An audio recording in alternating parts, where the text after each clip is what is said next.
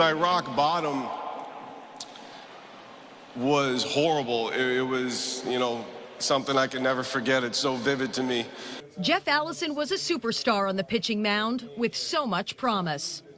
14 years ago was the best day of my life and the worst day of my life at the same time. I got drafted by the Florida Marlins with the 16th overall pick, and I signed for $1.85 million. And you would think that, growing up where I did, us not having much as a family, that could change your life. And it did for the most part, but it was also the worst day of my life because... To throwing it all away. In high school, I was the one that would go to parties. I was the one that I was like a weekend warrior. I'd drink and I'd smoke, and I always thought I would never have an issue, never have a problem.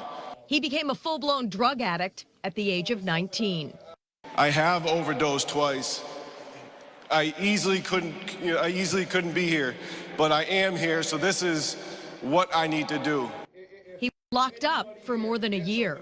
I always found a way to do something that I needed to do. I mean, if I wanted to, I could find anything on any street corner, even if I was by myself and I didn't know anybody.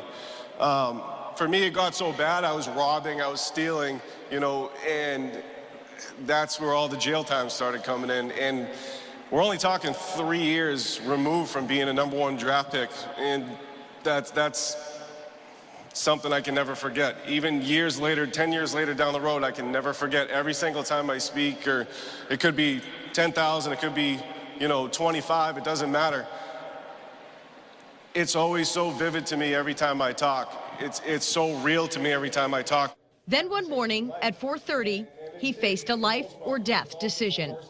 I just had no way to get home. No money, all of my money was gone. I spent it on drugs, alcohol, friends, anything anybody wanted, I always gave it to them. I never really looked after me. I never made a conscious decision to change. And that day I had an opportunity to do so. I could either get up and walk 33 miles back home, or I could sit there and basically just sit there and essentially die. I'd already overdosed twice. I had a warrant out for my arrest.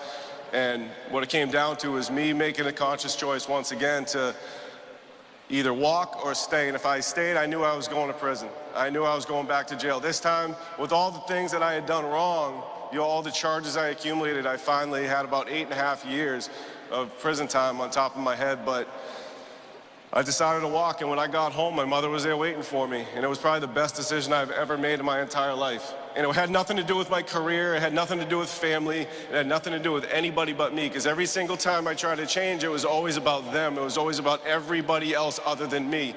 I finally decided to look after me. And that was the best decision I've ever made in my entire life. He went back for treatment. Once released, he was arrested at spring training. When I went to jail that day, that was the first day of the rest of my life. I did all the time I needed to do. It made me reflect on all the things that I had done to others, which is a step in the 12 steps of AA for me. And that was a very tough one. So at the end of the day for me, it was just that one choice. It was that one conscious decision. If I didn't make it, I wouldn't be here. From December 4th, 2006 until this day, I've been clean. And I never thought in a million years I'd have 10 seconds. Thank you, guys.